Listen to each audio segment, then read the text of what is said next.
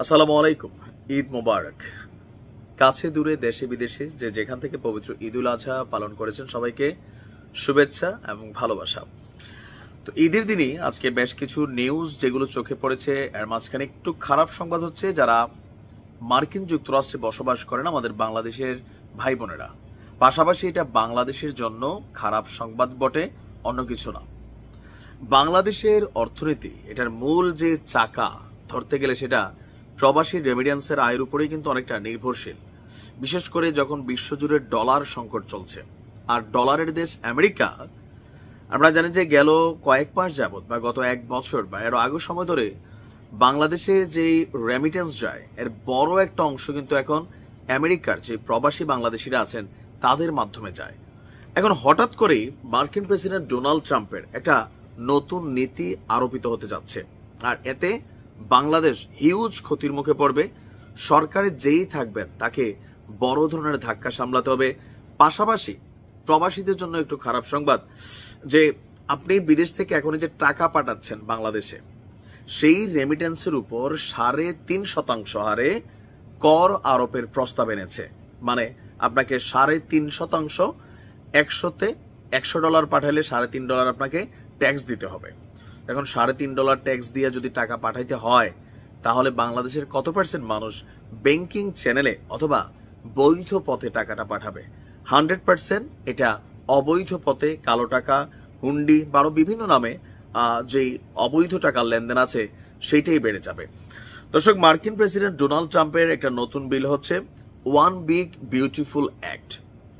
এখানে একটি ধারা ইতিমধ্যে যেটা আলোচিত হয়েছে সেটা হচ্ছে প্রবাসীরা নিজ দেশে পাঠানো রেমিটেন্সের উপর 3.5% হারে মার্কিন সরকারকে কর দিবে। এখন এটা কি শুধু বাংলাদেশের জন্য না, ভারত সহ সারা পৃথিবীর জন্য। তবে অন্যান্য দেশের হিসাব আলাদা।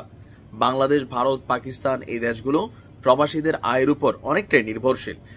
এই সিদ্ধান্ত কার্যকর হলে আপনার বিশ্লেষকরা বলছেন সবচেয়ে বেশি ক্ষতিগ্রস্ত হবে বাংলাদেশ, ভারত সহ আরো কিছু রাষ্ট্র।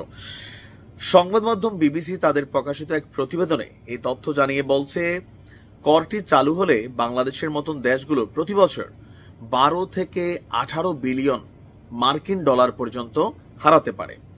এতে শুধু ডলার সরবরাহই কমে যাবে তা না, দেশীয় মুদ্রার মানেও চাপ পড়বে। এই অঞ্চলের অর্থনীতি যেহেতু প্রবাসী আয়ের উপর নির্ভরশীল, তাই প্রভাব পড়বে সামষ্টিক অর্থনীতির উপর। এখন আমরা যদি দেখি যে 2023 সালে বাংলাদেশে রেমিটেন্স এসেছে প্রায় $21 বিলিয়ন, যার মধ্যে মধ্যপ্রাচ্য এবং যুক্তরাষ্ট্র টপে আছে।